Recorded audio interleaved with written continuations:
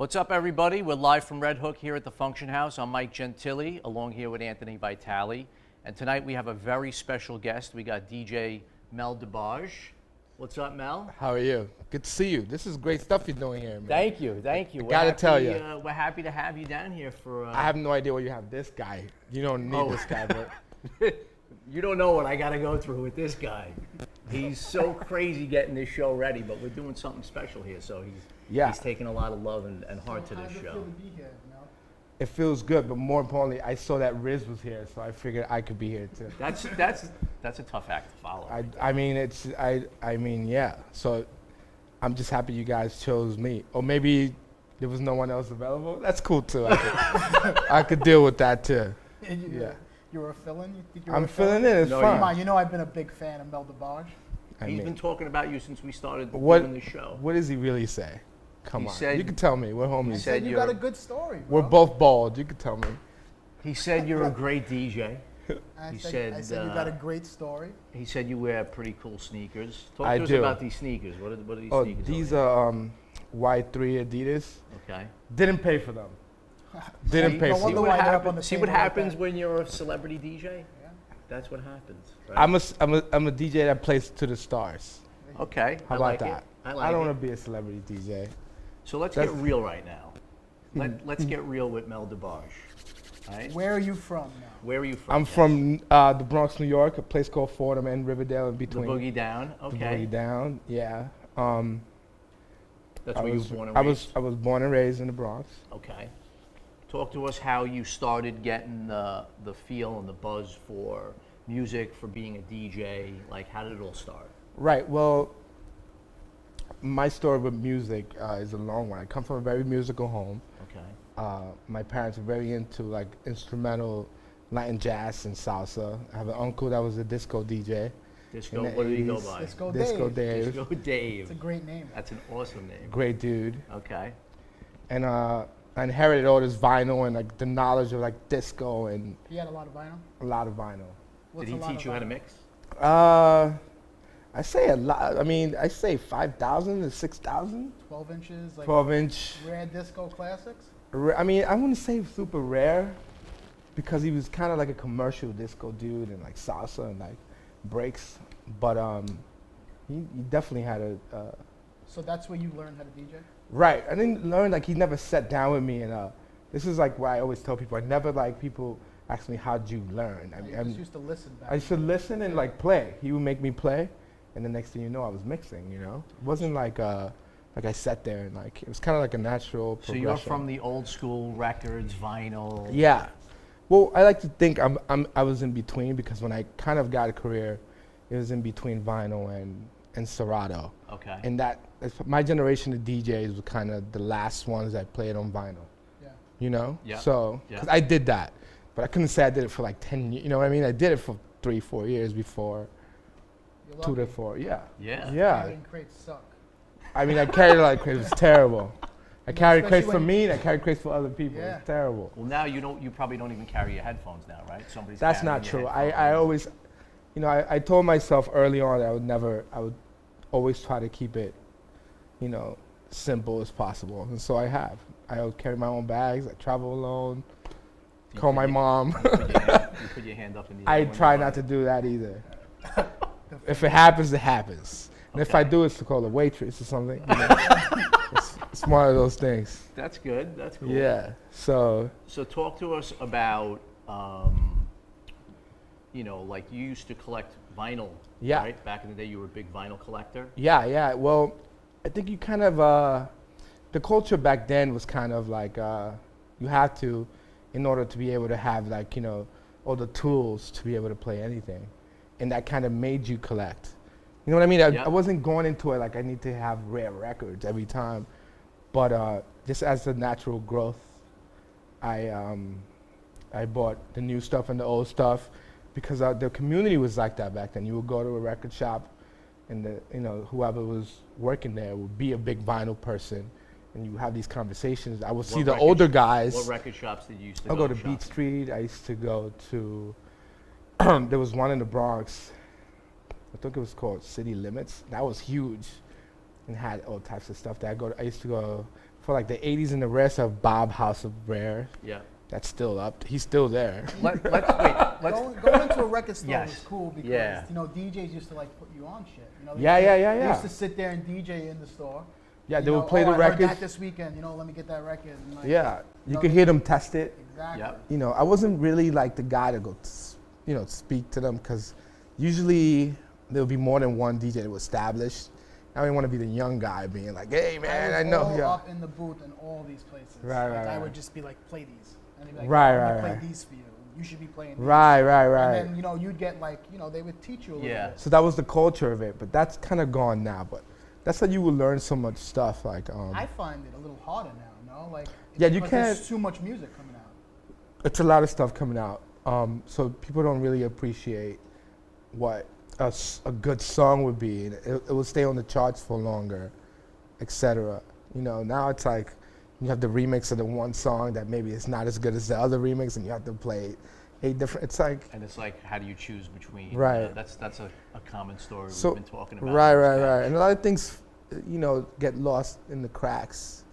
Like I mean, knowing the sample was a big thing. Yeah, of course. Um, Then you would drop the sample and then. Right, right. Most people don't. I mean, I don't think production is very sample based these days as much, because the culture's gone. I think, but it was a huge part of. I mean, at least I know Vitale and the older guys. It's a huge part, Sure. of what it Rock was. Do you, No, I mean like the older guys, not you. Like, Yeah, he's Teased. 35. Yeah. I like to say 31. Do you do Yeah. any of like your own edits of songs, like where you're chopping them up and making your own special mix out of it? Yeah, I totally do all the time. It's become a habit now. Depends on where I'm playing, like to like put the special part of the song, at the beginning or after a drop or something. Yeah. Do that on the go all the time. And I think that's so creative. I mean, years ago that was really big. I mean, today technology Yeah. is crazy. You could do so much different things with music. Quickly. But years ago, you had guys, like Danny Krivit, who was like the king of the edit. Like he used Right. to chop up a song and play it in the club, and everybody'd be like, "What was that mix that he played?" Right, But that right, made it unique. So I think that's Right. what's cool about doing the edit. Right. I think that's what we've gained from losing the other part. Yep. And you have to embrace it.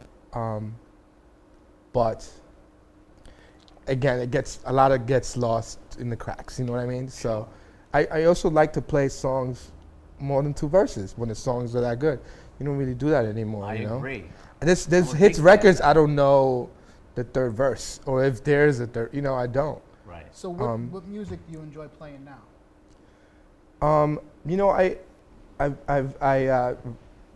My love for hip hop has re-energized because I think there's a lot of good stuff going on. There's a new voice with the generation.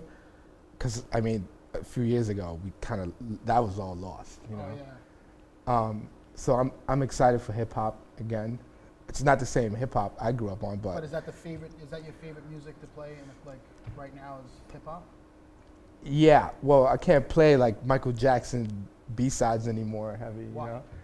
Because I think that generation's gone. I don't It's think. not the generation is gone. It's that club owners and managers are controlling DJs with bottle clients. That's why you can't reach anymore at night. Yes and no, but I feel like there's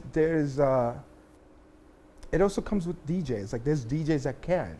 I mean, I can. I feel like I can. I've tried. I think you're one of the DJs that can reach. Yeah, I can. I do, but I don't get the same reaction as I used to. Just because, again, the people, crowd. the younger crowd has a limited amount of not only attention but of knowledge, just because so Right. much is happening. You know what's crazy is that we did a Biggie show here, and Biggie's dead 19 years. 19 and half years. of these people that are out in clubs, they don't even know who Biggie is. Yeah, you can't play you could play like Biggie, but Yeah. then you can't play like His deeper the songs. Yeah, deeper you- songs, songs, which you could before. And I mean, again, this is why I think my generation of DJs, I'm gonna include you in that, I was lucky because I remember playing 80s and 70s disco next to Missy, and I could do Right. that and it would be fine. That's Because- what I call open format. That was open format in its Yeah. fullest. I mean, we can't do that. Open format now is playing 2 house records. Right. And going back to him. Well, And you, boom, back. you Not even can't back to play. hip-hop, Back to Hip-hop. Future. I mean, Back you're- to Future.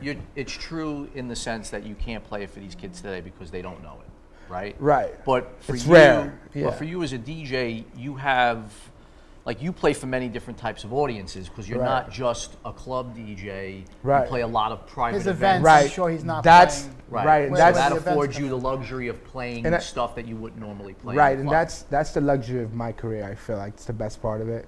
You know, I could do events to just play 70s music, and people appreciate it. You know, because usually people have a bigger taste when they're in events, or like fashion events, or movie events, or But doesn't that get you excited? It does. When you can like jam. I know for me, I mean, I'm on the other side. I play the mobile circuit, right? So Right, right. not so many clubs anymore. Right, like right. I did years ago.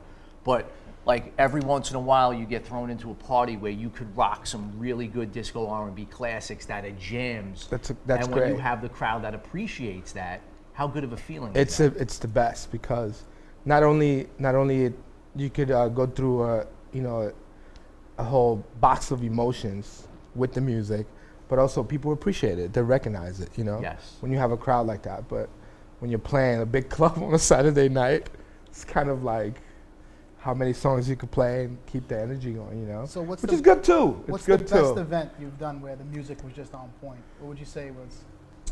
I mean, there's so many. I've done the latest. I did actually this weekend was great. I did a Samsung event for the new release of the S7 phone at South by, and that was awesome. We had The Strokes, which is like kind of like a, you know, like an indie rock Yep. Yeah, Strokes. pop band, and I mean, I played everything from disco to future, so that was fun. It was a lot of people. It was fun. You know, also I think it's regional. Also, it's becoming regional. People's music taste is very regional. Like in Paris, people you can play whatever. Right. Because I feel like Europeans don't have an age gap when it comes to clubs. They're like 50, you know, in the They club. just dance. They go by Yeah. BPM. Yeah, like older. There's a 50-year-old dude in the club with a 20-year-old girlfriend. It's fine. And here we can't. I mean, it's kind of looked. You know, people frown That's on not that. normal, yeah. Yeah, so you know, there's places in Paris like Rasputin or whatever. I'm sure you've been. It's like disco and like tech and like people just groove. You know, they don't necessarily need to know the song; they just know the energy, and it's all good. But younger people are like this generation, or I hate pinpointing on a generation, but club goers now don't have the attention span. You know. Well, So- I think what happens, and you can correct me if I'm wrong, is that you have your clubbers that go out, Right. and then you have a handful of them that sort of graduate to the next level, who take the music a step further, right? Right, and right. they will expand their knowledge, so Right. they move off of just like the commercial scene and the bottle service, and they really start going to maybe hear you play specifically at a Right. certain room. So Right. then when you start playing those parties, then you see the crowds that are appreciating the music Right, more right, right, than right. just say the glitz and the glam of like the big popular clubs. Right, those will be tastemakers. But then from there, then we're moving on to the club industry. It's kind of so cutthroat. See, a lot of people are gravitating to Brooklyn because, like Williamsburg, Right, they got some, right. You know, there's some clubs that are playing Right. really good music there. Right. That it's not money based, you know. Exactly. It's But not then- a bottle. It's not a bottle-driven atmosphere. Right. So there's multiple factors. You know, if you want to build a career as a DJ, you know, you might have to play a combination of things. You know. So I got a question for you. Do you think bottle service ruined nightlife? He's got to be careful in answering that. No, I mean. Nah, he's straight. That's a loaded question. I'll keep it. I think it messed up some parts of it, and I think it added some good parts. You know, there's no definite answer. I feel like it took away the tastemaker, yeah, for sure, because tastemakers don't want to listen to a remix of, you know, Britney, or, you know, or be in a club where everyone just is so bottle and money driven. But it also brought in, you know, the You get paid recognition, more. you know, to build a career, because you can build a career. Right. It's not easy, but you can build a career. You know what I mean? And maybe it's going to reverse, right? Yeah. Because Everything's the- every you can see the change with hip hop. right. Like hip hop's brought back the regular person that it's a mixed crowd more too now. You know, like 5 years ago it wasn't. 3, 4. I mean, it was very one type of person. Right. I don't know if that makes sense. Yep. But now it's very mixed. You see the hip hop guy. That's pop now, you know. Yep. And then you see the model girl. Again, like when I started, that's how it was. Because hip hop does that, you know. Yep. And I think what's different today than maybe say 10 years ago Right. is that, you know, you could get away with playing stuff that maybe you wouldn't have played 10 years ago as a DJ. Well, like, I can't play that record. That's just totally not cool. Right. Whereas today, it's a little bit more lenient in what you can play in some of these clubs. You know what I'm saying? Right. Do you see that, or? Yeah, I do, but again, it also depends on the person. Like, Yes. Well, like, you don't want to get cheesy and corny, right? No, like a fairly common conversation with DJs would be like, Mel, if I play what you played, I would be fired. You know, I feel like you gain trust with your audience and people who hire you. You know, that comes with time. Right. Then we're talking about DJ's career. You know? And then it's also how you position your music. Right. Totally.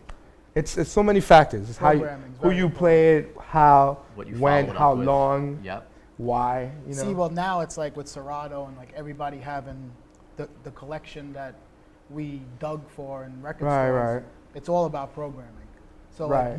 like you could give someone 10 songs and you're gonna play it a totally different way Totally than different. somebody else Yeah. will play it. So it really doesn't matter when everybody has the music because everybody plays It different. doesn't really at all. It doesn't at all. So, even BPM's not that. You know, like Yeah, people yeah, don't. yeah. So, It's gone down the drain. But you gotta embrace it all, right? of course, Yeah, of course. Like If you don't, I you're gonna- was having a conversation with who was DJ?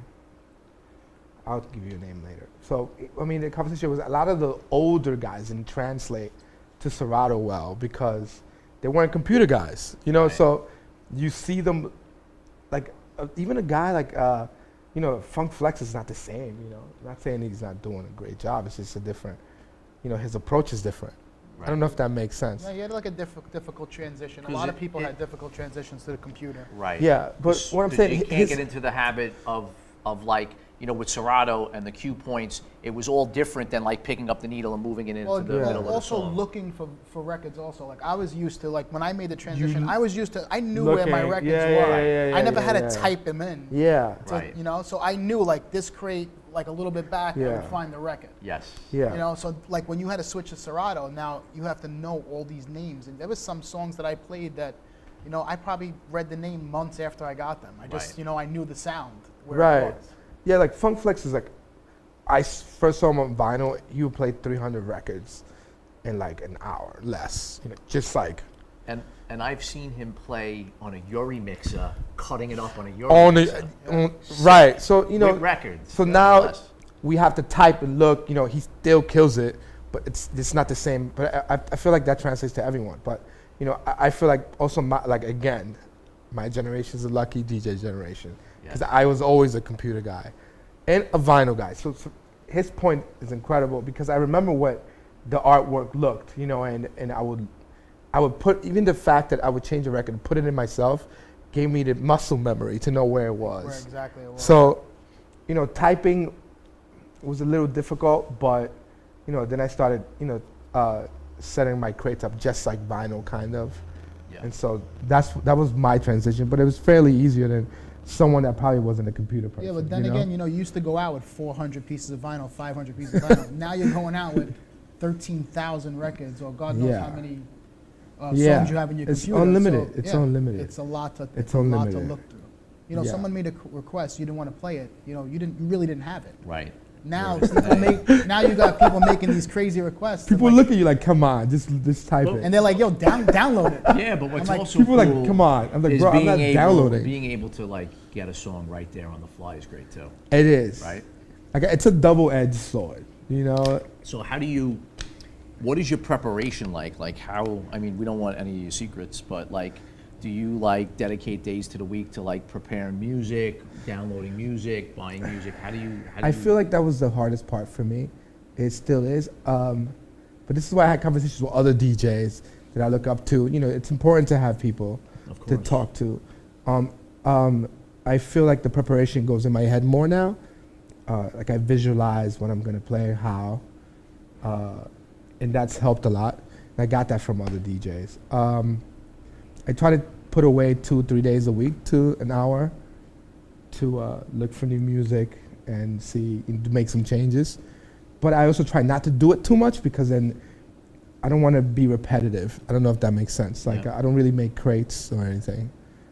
I do like new music, old music, or downloads from April. You know what I mean? Like I don't really do. Right. I try not to have crates. But your classic stuff, like your disco, you have in folders, right? Oh yeah. Totally. And I also try to, exercise my brain looking for it. But yeah, because when you make those crates, then you tend to just like go to that crate, and then you fall into a habit of playing those mixes over and over. See, again. I like that about Serato. If I killed it one night, say I feel like you I did keep a great it. job, I Yeah. save that crate. Yeah, And then I could always add to that crate. well, that's So- definitely a good feature of doing it. the sub crates for me, because you just keep adding crates in that one crate, Yeah. so then all of it comes and it becomes another playlist. Yep. So that's it's a give and take. Yeah. Also, if you could argue that if we didn't have Serato, we wouldn't have as many DJs. Yeah, of course. And Vitale, we have more money. he has now. He has a lot of money, but more Broke. money. So Don't tell anybody. so I have no money, man. What I wanted to ask you is, I think you have a unique story in the sense of how you got your big break. right. Right. So why don't you talk to us about that story? There's a lot of factors. So the first person I saw, I don't want to keep rapping names, but shout out to Jusky. I saw, Jusky play in a club called Conscious Point in the Hamptons. Yeah. So I went to school in Southampton and Ritsumeikan in Japan. But my freshman year, I got like a summer job, and I spoke to the manager. And I was like, dude, I'm a DJ. Maybe I could get away with it. I didn't know it was like a celebrity-filled club in the Hamptons, So I started out as sweeping. Yeah. Mainly not because of the money, but at that age, I was like 17, maybe 18. And I just wanted to hang out with the guys from college, Yeah. I think my brother used to bartend at that club. Really? Yeah. It was amazing. So I wanted to hang out with like the basketball player dudes, There weren't a lot of minorities there, so, I kind of stuck with my people, So I ended up going to the club just to hang out, plus the girls. So sweeping, I'm like sweeping next to like Mariah or whatever. And then I look up and it's like a dude named Jusky. I'm like, whoa, this dude's dancing. Like, I see all these like beautiful people and like Ferraris outside. It's kind of like at that age, Of course. kind of How old corrupts are you? you. Probably 17. 17? Yeah, I was, I started school really early. So that was the summer before my freshman year, because my scholarship had like preparation. I had to prepare before starting school. So I got that scholarship. job. Yeah. Nice. Yeah. So not for DJing. So yeah, I look up and I see Jusky, and everyone's like, all these beautiful people who own Ferraris, And so I was like, I need to do this, So kind of became friends with him. I don't think he remembers that though. But yeah, that's like the first. Every week he was DJing there. Yeah, every week, every weekend. It would be. I also got to see a lot of DJs. The Saturdays, they will have like Grandmaster Flash. They would bring like Riz, like everyone, on the Saturdays, and that even made it bigger. I was like, oh, these guys have names, and Cut Killer came in like a truck, like with his name on, Yeah. So it was cool. So I figured, I wanted to do that, and that's when I became kind of a little more obsessed with it, And then when I went to school, sophomore year in Japan, I did it for money. When I was to come back in over the summers, and I started working at Marquee, New York, from the same people, because it was the same owners or promoters. Then I started seeing more of the DJs reach, and so I met Sal. And that's when the transition happened. But it was kind of like organic. I've always been a guy that took my time. My incline hasn't been the quickest, but steady. So I rather that than You gotta just walk before you run. right. But a lot of people get stardom right away, or like Yeah. and then they disappear that way. So I figured, if that's the way my career is gonna go. I think you have a great career. It's a journey. Yeah, but you've seen how it's. I know how it is. I see how it is. You see how it started and how it keeps. I'm not where I want to be. Just look at the story you just told. You started off sweeping floors in a nightclub, right. and now you're doing parties and the same nightclubs. No, but come on, it took you to some Oh yeah, private parties. No? Totally. Talk about some DJing private for parties Samsung, that you I did. mean, it's great. I mean, I've done crazy things. My mom loves the story, so like I've done stuff where like there's like 2 people in the room. They pay me insane amount of money. Those must be 3 people. Parties, right? I mean, I've done stuff in Dubai, like a private yacht. Stuff like that. I mean, it's I'm just humble. Back. Mel, you're still holding back. I'm not holding back. It's just like tell them to talk about some celebrities that you worked for. I'll speak about the ones that I like. Like J-Lo's a good one. J-Lo's family likes me. They're good people. Maybe it's just because I'm from the Bronx. But they're cool people and they're humble. It's good to see people that are famous and humble. Yeah, of course. And I think that's the best part of it. It's a learning experience, and I'm just grateful. I don't know what else to tell you. Some things I can't talk about. I don't want to talk about walking around naked and like Eddie Murphy's house. Like I don't want to do that. So there's one you thing. You are gonna DJ naked tonight. Axel Foley. Yeah. Who gave you the nickname Axel Foley? I kind of I don't know, but you gotta give Sal a little bit of credit because he would call me Melly Murphy in like Japan, but I just really like Eddie Murphy. So there was something in that movie, There was something really interesting that you did a couple years back. You were going to school for composing music. Right. Yeah, I took a bunch of classes. That's like the next phase in my career. But like I said before, I mean, I like to take my time and things and do it right. Not like jump into things and like not releasing music crazy if I don't feel like it's perfect. Just like my DJ career, And so I'm still taking classes, like taking guitar and piano lessons, like orchestration. It never stops. You're in the studio a lot? Yeah. I remember coming to the studio and listening to some crazy sounds. Yeah. So I'm still working on that. It's I'm happy where I'm at now. So pretty soon, I'm already working with artists. So. What lane are you in with the whole production? I like to call it pop music, but it's kind of organic. A lot of instrumentation, synthesizers. Very organic, Yep. Nothing. I mean, we use like virtual stuff, but not as much as it's the norm, You have any tracks you're gonna play for us? No, not really. That's it. I'll send you something if you play it in the club. So where do you see Mel Debarge in 3 years from now? Well, 3 years. Let's say 5 years. Okay, 5. I feel like let's see how my natural progression in my DJ career goes. But production and songwriting and that whole thing is definitely my next step. Okay. I don't want to say I've done everything as a DJ because that just sounds crazy. But I feel like the next. There always has to be a growth. If not, then you shouldn't be doing it. So. Sure. Have you ever DJed a Sweet 16? What, you got one for me? You might. You got one for me, man. We might have one for you. I'm down. If you want to do it. Who am I to turn down money? Yeah. So yeah, I think that whatever the natural progression is, I don't like to force things. So, slowly but surely. Probably in 10 years, I'll be. Mark Ronson, We're sitting here with the humble Mel Debarge right now. Yes. Not humble. So humble. Not humble. With his funky sneakers. Just Google me, you see all my shit, B. So what are you going to play? What type of music are you going to play? I don't know. I didn't prepare. I don't want to hear I want you to reach. I want you to play some shit. Okay, I will. Yeah, I will. Go okay, crazy, good. Like, don't play anything that you would normally play. I mean, go Okay. nuts. I'm going to do that. I'm going to have a little bit of fun. Who's paying me? He's the man with the money. I actually got I got something for you. All right. It ain't money though. It's as long as it's not linguine and clam sauce. I got baked clams. I got some baked clams for you. You like that over there. You like that. That's my guy over there, That's man. Giancarlo. That's the man. Shouts to right my there. man JC, man. We had some good times in Japan, man. No, say it, Giancarlo. JC, Say Giancarlo. Giancarlo.